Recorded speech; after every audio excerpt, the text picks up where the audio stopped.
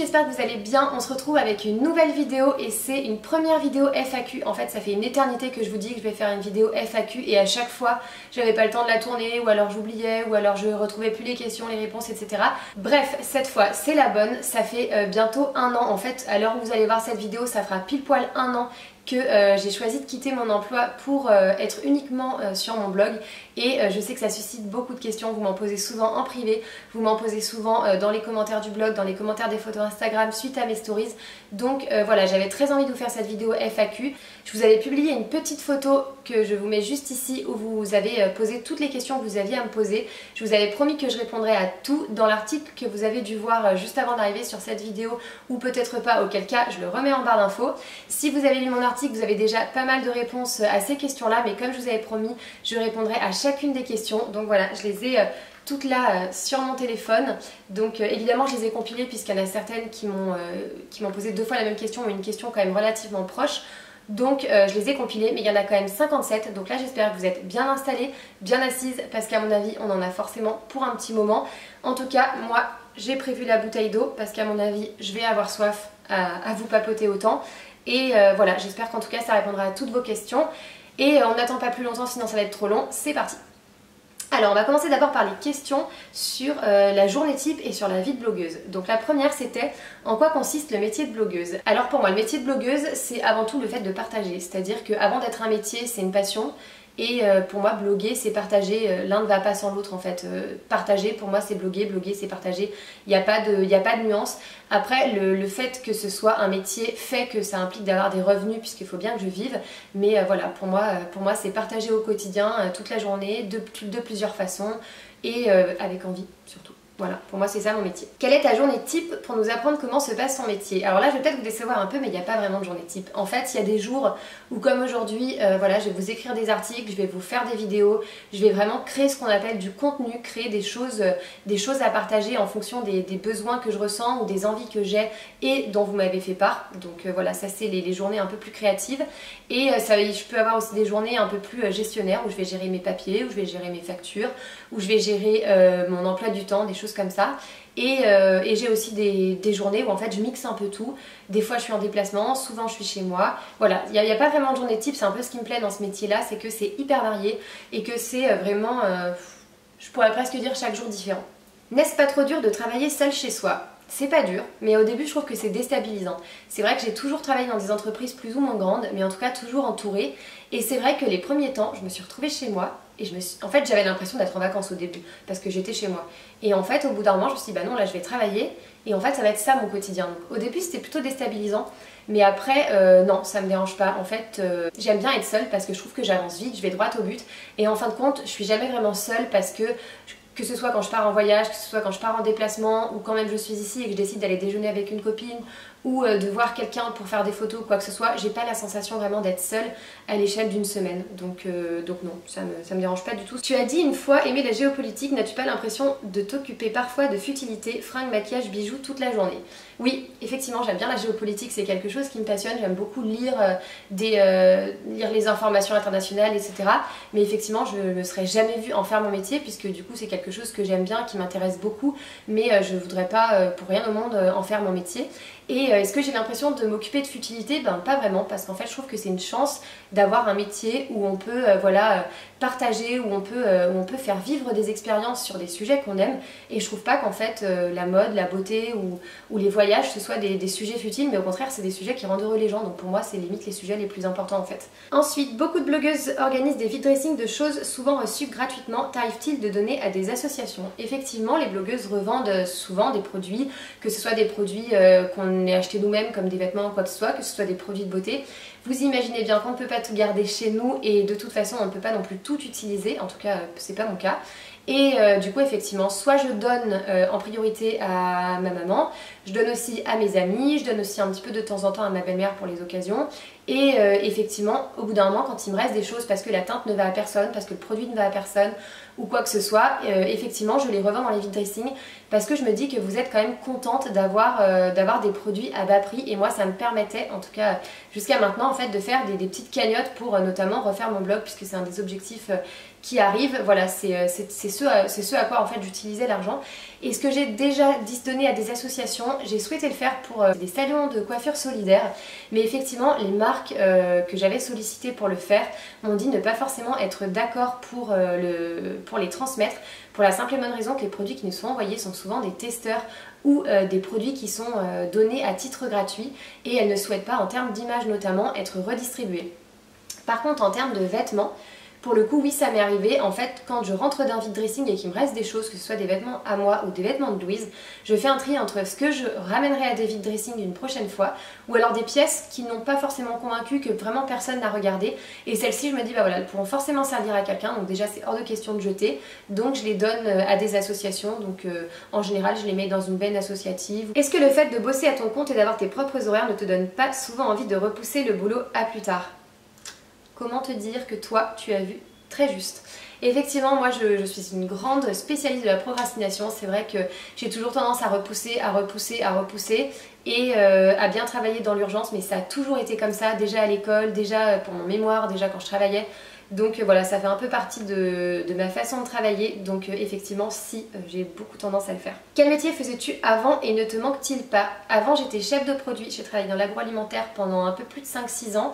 Je vous mettrai un petit article ici où je vous parlais de mon métier. Et voilà, non pour l'instant il ne me manque pas parce qu'en fait le métier que je fais aujourd'hui est relativement complémentaire et je sais que voilà, si je reviens à mon métier d'avant, en tout cas cette expérience là aura vraiment un intérêt et sera utile pour moi. Donc non, pour l'instant il ne me manque pas, mais j'ai certaines facettes que je retrouve aujourd'hui, donc c'est aussi pour ça. Comment as-tu développé ton réseau? Donc est-ce que par réseau, le sujet c'était mon réseau de collaborateurs, donc de marques avec lesquelles je travaille? J'ai pas vraiment cherché à le développer puisque c'est toujours les marques qui sont venues à moi dans 95% des cas. Donc effectivement, non, j'ai pas cherché à développer mon réseau, ça s'est développé tout seul. Est-ce que tu as explosé du jour au lendemain ou via un événement quelconque? Alors j'ai pas la sensation d'avoir explosé, c'est vraiment un terme qui me surprend. Mais effectivement, ma communauté a grandi progressivement. Non, il n'y a pas d'événements qui ont fait que ma communauté a grossi vraiment d'un coup. Je sais qu'elle avait beaucoup grossi pendant mes vacances en Corse en 2014 où j'étais passée en l'espace de 2 semaines de 3000 à 8000 abonnés. Et après non, ça a été très progressif sur les années qui ont suivi, un petit peu plus ralenti sur les dernières années avec le nouvel algorithme, mais j'ai pas d'événement particulier, non. À quel moment tu t'es dit allez go c'est bon je peux vivre du ça, et comment ton mari a pris ce pari fou? En fait je me le suis jamais vraiment dit, c'est-à-dire que même quand je suis partie de mon job l'année dernière, j'avais pas encore de revenus quasiment, j'en avais très peu, je faisais quasiment pas de publications sponsorisées ou quoi que ce soit, mais en fait c'est juste une envie que j'ai eue, un besoin que j'ai eu. Et ça coïncidait parfaitement avec mon mode de vie du moment. J'avais envie de me lancer là-dedans, j'avais envie d'être à temps complet là-dedans. Et ça me permettait aussi de pouvoir profiter un peu plus de Louise dans les mois qui suivraient.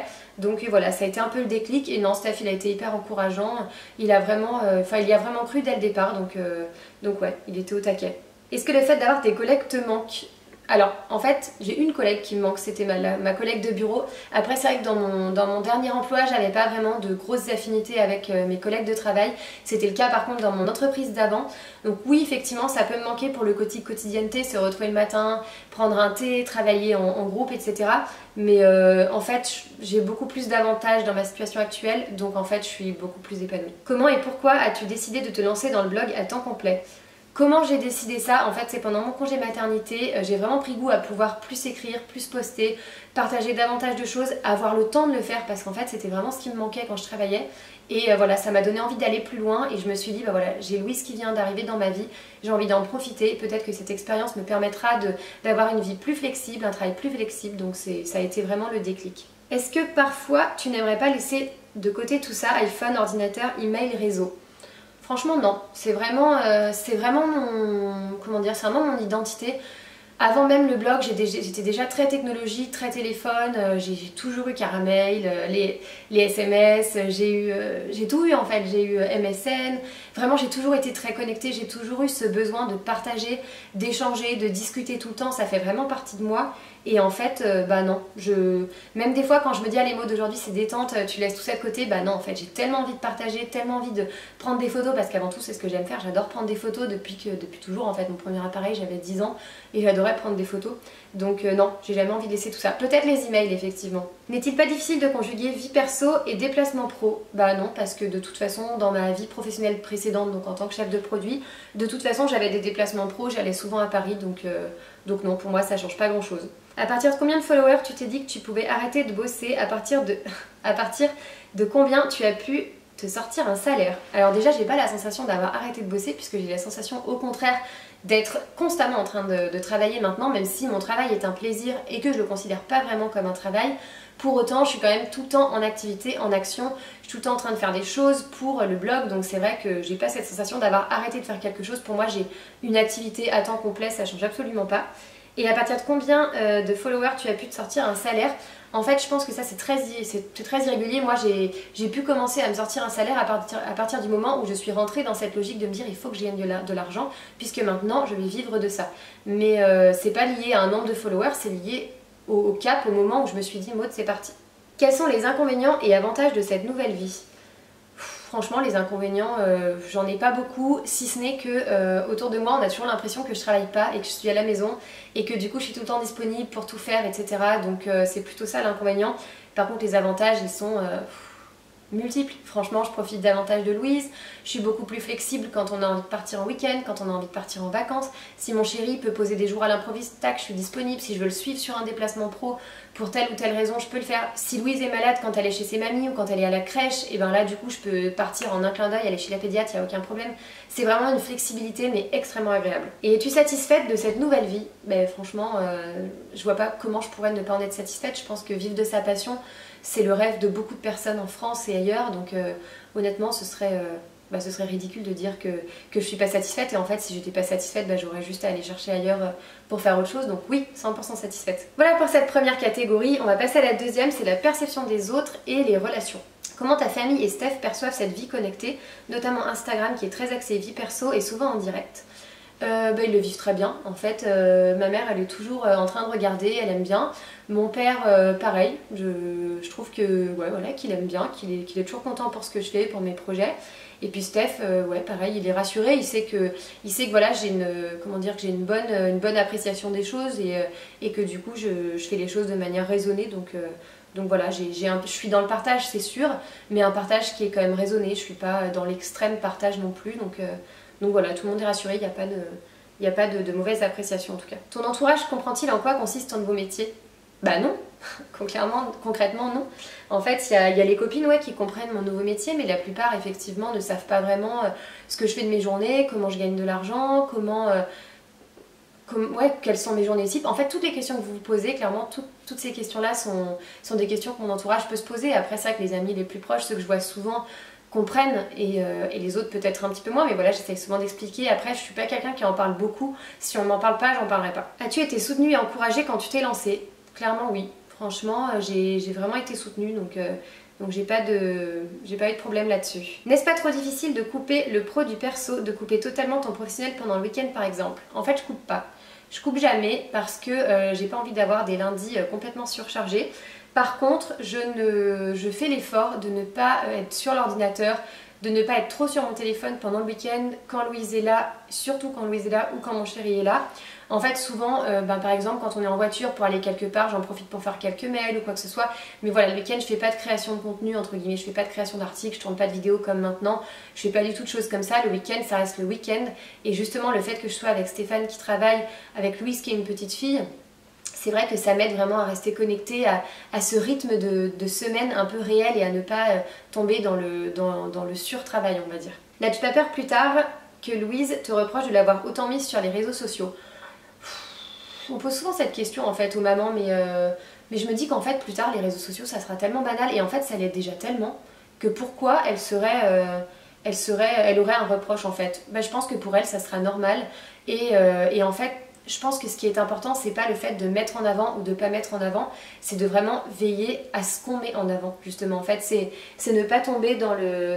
comment dire, dans l'acting, dans le fait de faire tourner un enfant, de mettre en scène un enfant. En fait, moi, ce que j'évoque avec Louise, c'est vraiment de la relation qu'on a, et je parle d'elle à travers moi, ou je parle de moi à travers d'elle, mais je ne focus pas sur Louise, et Je sais pas comment vous expliquer, mais non, j'ai pas la sensation qu'elle pourrait me reprocher quoi que ce soit. Mais en tout cas, le jour où elle sera en âge de pouvoir décider, si elle me dit maman on arrête, bah maman on arrêtera. Hein. Ton statut d'influenceuse te donne-t-il envie d'élargir ton champ à des actions sociales, environnementales ou solidaires? C'est vrai que cette année elle a été hyper chargée, donc c'est pas quelque chose sur quoi je me suis penchée de travailler ces sujets-là. Après effectivement j'aimerais bien donner un peu de ma personne pour ces causes-là. Après c'est difficile en fait de se positionner parce que souvent effectivement on considère les blogueuses un peu comme des filles qui traitent des sujets légers, etc. Mais voilà, il y a certaines causes que j'aimerais soutenir, et notamment via mon entreprise, puisque maintenant je suis en SARL. Donc voilà, en fin d'année, j'aimerais bien soutenir certaines causes. Bon, je vous en reparlerai d'ici là. Mais pour moi, ce serait plutôt des causes humanitaires d'ailleurs. Est-ce que tu t'es faite des amis dans le monde de la blogosphère et des réseaux sociaux? Alors là, j'aime bien cette question parce que je suis sûre que pas mal d'entre vous peuvent penser qu'en fait, on se déteste ou on s'aime pas, ou c'est un milieu féminin, donc on est toutes les unes contre les autres. Et en fait, j'ai envie de dire que c'est comme dans la vraie vie, c'est-à-dire que dans la vraie vie, tu peux pas avoir des affinités avec tout le monde, tu peux pas aimer tout le monde, mais il n'y a pas de raison que tu détestes tout le monde non plus. Et ben en fait, dans la blogosphère, c'est un peu pareil finalement. J'ai fait des super rencontres, des filles avec qui j'adore discuter, certaines avec qui je peux papoter presque tous les jours par texto ou par story interposée, et d'autres voilà, que j'ai pu rencontrer, avec qui j'ai un peu moins accroché, mais que voilà, ça me fait plaisir de croiser quand je les croise, mais on n'est pas allé plus loin quoi que ce soit. En tout cas, ouais, il y a des belles rencontres à faire, et j'en fais un peu tout le temps, donc je suis quand même assez heureuse. C'est aujourd'hui des nouvelles copines potentielles, et c'est des nouvelles copines aussi que j'ai pu créer, donc ouais. Bien sûr que je me suis fait des amis. Est-ce que tu te fais souvent reconnaître ou observer dans la rue? N'est-ce pas trop embêtant? Comment gères-tu cela les jours où tu n'as pas forcément envie d'être reconnue? Oui, ça arrive surtout à Nice parce que du coup effectivement j'aime bien partager mes bonnes adresses, donc forcément si les filles y vont, forcément que vous allez me reconnaître et on va discuter. Est-ce que ça me gêne? Absolument pas. Enfin je veux dire, à partir du moment où j'ai un profil public, c'est que je sais que ça peut arriver. Évidemment, je ne suis pas Nathalie Portman, Britney Spears ou je ne sais qui, donc ça ne m'arrive pas tous les 4 matins. Donc bien sûr, quand ça m'arrive, je suis très contente. Au contraire, je suis contente de pouvoir partager quelques minutes avec vous, de papoter. Et globalement, ça m'embête jamais, hormis quand je ressemble à rien, je me dis bah merde alors elles vont penser quoi de moi. Mais franchement non, ça me dérange pas du tout. Comment fais-tu pour rester toi-même et aussi humble, bien rare chez les blogueuses, et tu en fais partie? Moi je dirais que c'est pas rare hein, quand même, si on suit des personnes en qui on a cette proximité là, et bah je trouve que c'est pas très rare. Moi je suis quasiment que des blogueuses que je trouve humbles et que je trouve sincères et que je trouve chouettes, donc je trouve pas que ce soit rare. Mais peut-être que voilà, ce qui me fait rester humble et moi-même, c'est peut-être le fait que tout simplement j'ai une vie comme vous en fait. Mon chéri travaille, il a un quotidien qui est sûrement proche de votre chéri. J'ai une petite fille dont je m'occupe tous les jours, qui va à la crèche, qui a un rythme, une quotidienneté que beaucoup ont, donc c'est vrai que voilà, je suis dans un rythme que tout le monde a. Donc en tout cas merci, c'est je pense le plus chouette compliment que vous pouvez me faire. Mais voilà, pour moi j'ai l'impression juste d'être comme avant. Comment Steph perçoit le fait d'exposer une partie de votre vie, notamment à Louise? Alors Steph, il a ultra confiance, on en avait parlé au tout début, à la naissance de Louise, et je lui avais dit que voilà, je souhaitais partager sur la thématique de la maternité, et en fait dès le début il m'a fait confiance, il savait que j'allais partager à bon escient et avec raison, donc à partir de là il était rassuré. Et au sujet de notre vie, en fait vous avez l'impression de beaucoup voir parce que je partage tous les jours, mais en fait je partage des bribes de notre vie à chaque fois. Mes stories journalières, elles font quelques minutes sur les 24 heures, donc évidemment on a encore des choses pour nous, donc non, c'est pas pesant pour nous. Est-ce que parfois ton compagnon souffre que tu sois toujours connectée? Bon bah là j'ai déjà un peu répondu, non il en souffre pas, des fois il m'embête un peu, il me dit bon allez c'est bon maintenant arrête ou quoi que ce soit, mais franchement c'est extrêmement rare, et souvent c'est beaucoup plus pour rigoler parce que c'est vrai que globalement non. Ensuite on va passer à la partie sur le salaire et les statuts. La première question c'est combien gagnes-tu? Cela est-il rentable? Alors les salaires c'est assez irrégulier au début, donc je suis à mon compte depuis 1 an. Avant je gagnais quasiment pas d'argent, c'était franchement si c'était 1000 € sur 3 mois c'était la grande folie, tout simplement parce que je sollicitais pas de partenariat rémunéré, c'est-à-dire quand on me proposait quelque chose j'acceptais sans rémunération parce que j'avais pas forcément le temps de tout gérer. Et depuis effectivement je me suis mise à travailler à temps complet sur le blog, et ben du coup forcément je dois gagner de l'argent. Donc les premiers mois ça a été des revenus assez faibles jusqu'au mois de septembre-octobre. À partir du mois de septembre ça s'est un peu activé, et à partir du mois de janvier, donc depuis 6 mois, c'est là que vraiment mes revenus se sont accélérés, puisque j'ai vraiment entretenu une relation avec mes marques préférées, et que du coup quand ils lancent des nouvelles campagnes, ils savent que moi j'aime leurs produits, donc du coup ils me sollicitent plus facilement. À l'heure actuelle, en fait, je parle pas vraiment de salaire mais plutôt de chiffre d'affaires puisque du coup pour l'instant j'ai des charges mais qui sont pas encore énormes. Donc pour l'instant depuis le mois de janvier j'ai à peu près un chiffre d'affaires qui est de 5 000 € par mois et à cela donc après je déduis des charges, je déduis mes frais par exemple prendre l'avion, par exemple ça peut être quoi encore, le téléphone, mes frais de voiture quand je me déplace, des choses comme ça, de parking, de repas, etc. Et donc à la fin, une fois que j'ai enlevé toutes ces charges, il me reste une somme mais qui est irrégulière de mois en mois. Donc j'ai tendance quand même à tout garder, à n'utiliser en fait que le montant de mon ancien salaire pour vivre en fait, puisque c'est ce que nos frais de vie nécessitent. Et tout le reste en fait ça reste bloqué parce que j'ai peur que le mois de juillet-août soit très calme. Et la fin d'année en fait je sais pas trop comment ça va se comporter puisque j'en ai jamais eu. Donc voilà, pour l'instant c'est une moyenne et on verra ce que ça va donner pour les mois qui arrivent. Est-ce que ça te permet d'en vivre? Oui, ça me permet d'en vivre depuis le mois d'octobre à peu près. Donc c'est vrai que les premiers mois c'était un peu plus calme et en tout cas c'était des mois vraiment ric-rac on va dire.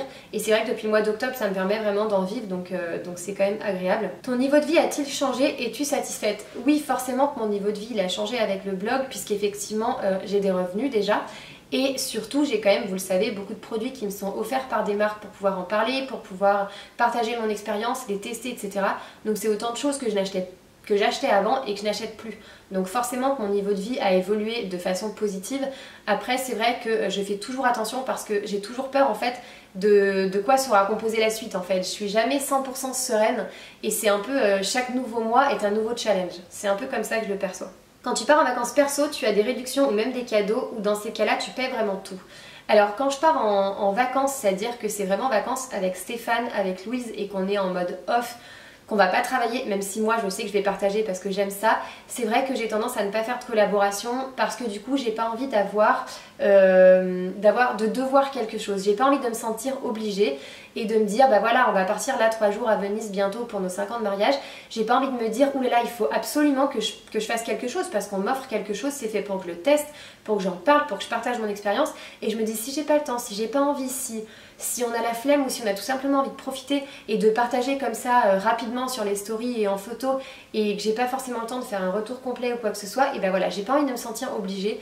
Donc souvent dans ces cas-là, effectivement, il n'y a pas du tout de partenariat, donc on commande nos hôtels, nos Airbnb comme tout le monde.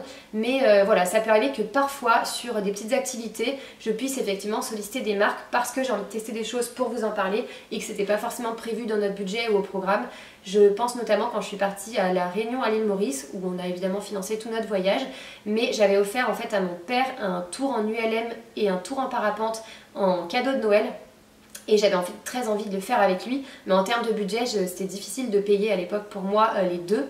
Donc voilà, j'avais demandé à la personne chez qui j'avais réservé si c'était possible, en échange d'en parler à ma communauté, d'avoir pour moi le tour gratuit en fait. Voilà, dans ce cas-là en fait c'est des petites choses en particulier, mais c'est quand même assez rare que j'ai toutes les vacances qui soient financées. Et si c'était le cas, bien évidemment, je vous le dirai comme je le fais sur toutes les collaborations. Arrives-tu à vivre juste de ton blog et des partenariats? Je vois que tu pars beaucoup en vacances et je trouve ça super.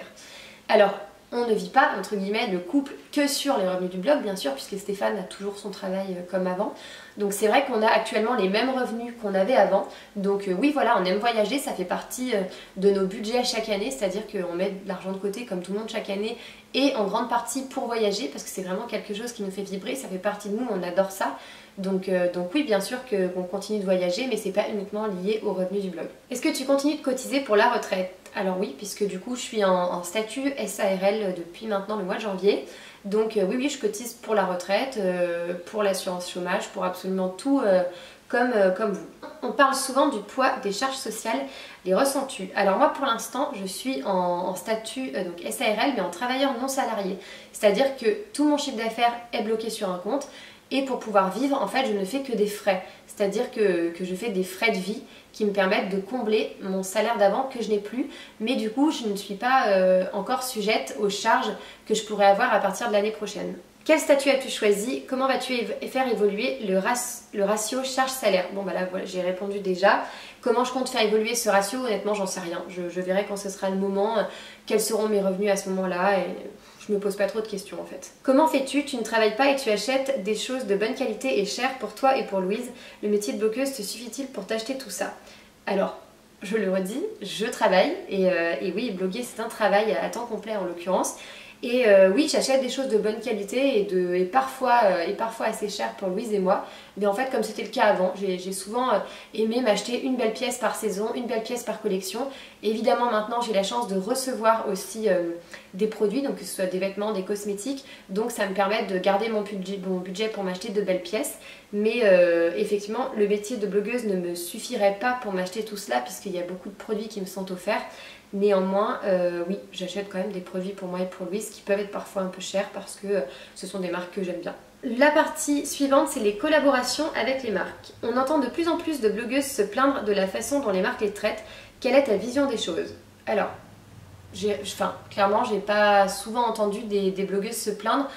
En fait, peut-être que je suis pas les filles qui se plaignent tout simplement. C'est vrai que ça peut arriver des fois que je vois des blogueuses un peu râler ou quoi que ce soit, mais en général, c'est l'excellent motif qui fait que je me désabonne, puisque je trouve que c'est un peu dommage de se plaindre d'un tel métier qui est quand même un métier qui est à l'origine censé être une passion. Donc déjà, il n'y a aucune raison de se plaindre de vivre une passion, et encore moins pour la façon dont les marques peuvent nous traiter, puisqu'en fait, tout simplement, si on n'est pas satisfait de la marque, de la façon dont nous traite une marque, et ben on travaille plus avec. En fait, moi, c'est la façon dont je vois les choses. Ça arrive souvent quand on m'envoie un mail et que je trouve l'approche hyper inintéressante, et dans ce cas je leur dis clairement que j'ai pas envie de travailler avec eux, et voilà, ils sortent du paysage, ils sortent de mon univers, ils sortent de mon quotidien, et du coup bah, je les ai plus. Donc voilà, je comprends pas pourquoi certaines se plaindraient de ça. Il suffit juste en fait de sortir ces marques là de ces relations et tout va bien quoi. Quelles marques sont vraiment top et considèrent votre métier comme un travail qui mérite salaire, et celles qui sont moins scrupuleuses? Toutes les marques avec lesquelles je travaille sont forcément des marques que je considère comme étant respectueuses, puisque sinon je ne travaillerais pas avec elles. Donc effectivement, il y a certaines marques avec lesquelles j'aime beaucoup travailler. Je pense à Dior parce que je m'entends très bien avec la personne qui gère les influenceurs pour cette marque. Je pense aussi à Célu Blue, puisque c'est une personne qui pense tout le temps à moi à chaque fois qu'il y a des nouveautés, qui me demande si vraiment je suis intéressée, si j'ai envie de tester, et qui te donne le temps de vraiment tester avant d'en parler. Donc ça pour moi c'est hyper important. Je pense aussi, pas forcément à des marques, mais à des agences, puisqu'il y a des agences en fait qui gèrent beaucoup de marques et qui voilà, pensent aussi à moi régulièrement. Donc c'est vraiment important. En fait, toutes les marques avec lesquelles je travaille, c'est pour moi des marques qui sont intéressantes d'un point de vue humain aussi, sinon je ne travaillerais pas avec elles. Et celles qui sont moins scrupuleuses, en fait, je dirais que c'est toutes les marques, tous les petits e-shops qui se créent et qui estiment qu'on est des panneaux publicitaires. Encore aujourd'hui, en fait, on m'a proposé de faire des stories sur des produits que je ne reçois pas, que je ne teste pas, et on me demande mon tarif pour faire une story, pour vous parler d'un produit que je ne connais pas. Donc ça, clairement, je trouve que c'est mépriser vraiment le métier de blogueur, et surtout ne pas le comprendre, parce que pour moi, comme je vous l'ai déjà dit, bloguer c'est partager, c'est pas être un panneau publicitaire où on met une affiche, voilà, donne-moi tant et je te mets ça. Ça pour moi c'est vraiment des marques peu scrupuleuses qui ont absolument rien compris et qui peut-être vont vendre beaucoup à court terme parce qu'elles trouveront des personnes qui leur font ce type de mise en avant, mais qui en fait à long terme, clairement elles n'existeront plus dans quelques temps. Comment tu t'es fait connaître et ensuite repérer par les marques? Comment je me suis fait connaître? Je pense que c'est au fur et à mesure de mes photos, au fil du temps. Je pense qu'il y a des thématiques particulières qui ont plu, comme mes photos food, comme mes petites photos devant le miroir. C'est vraiment ce qui a plu et ce qui fait que mon compte a vu sa communauté s'agrandir. Et comment je me suis fait repérer par les marques? Et ben honnêtement, je sais pas. Ça m'intrigue toujours de me dire comment ils sont tombés sur moi au départ. Est-ce que c'est parce que j'ai tagué des marques? Est-ce que c'est parce que j'ai tagué des personnes? Est-ce que c'est parce qu'on a parlé de moi? Honnêtement, je sais pas. Je pense qu'au tout début, c'était parce qu'on taguait des marques peut-être ou des hashtags. Et peut-être que maintenant, c'est le bouche à oreille qui joue.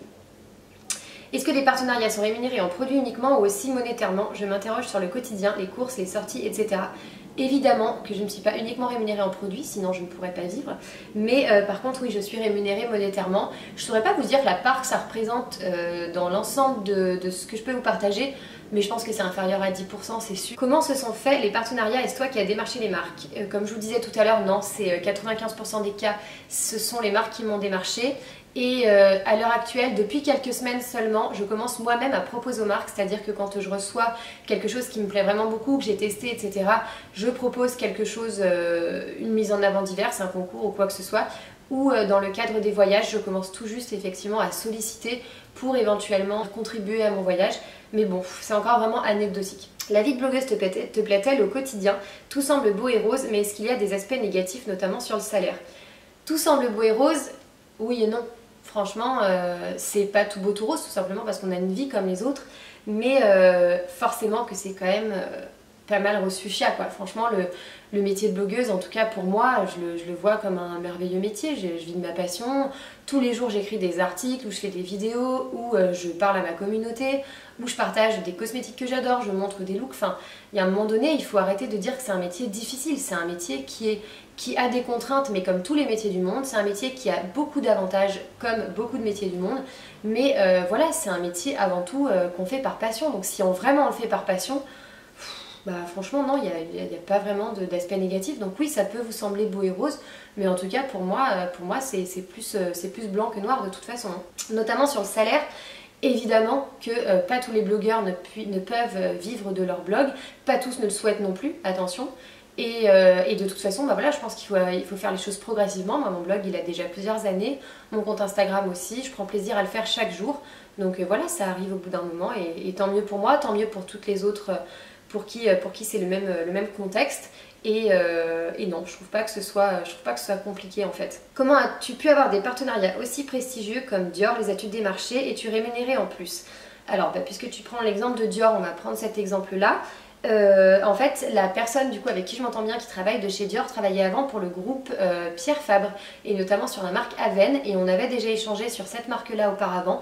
Donc quand elle est partie chez Dior, en fait, elle m'a gardé comme contact et c'est comme ça que j'ai commencé à travailler avec la marque. C'est souvent ça, puisque du coup les chefs de projet, les responsables influenceurs, les responsables partenariats passent d'entreprise en entreprise ou d'agence en agence, et c'est ça qui fait qu'en fait notre contact tourne de façon assez rapide. Non, je ne suis pas rémunérée en plus pour tous les produits Dior. Quand je vous en parle, c'est que vraiment ça m'a plu. Ou alors si je vous en dis quelque chose de négatif, c'est que vraiment ça ne m'a pas plu. Mais je ne suis jamais payée en plus de ce que je reçois pour en parler. Voilà pour la partie salaire, et maintenant on va parler de la partie vraiment sur les produits que je reçois, les portages. Que fais-tu de ce que tu n'utilises pas, comme les produits qui ne sont pas à ta teinte par exemple?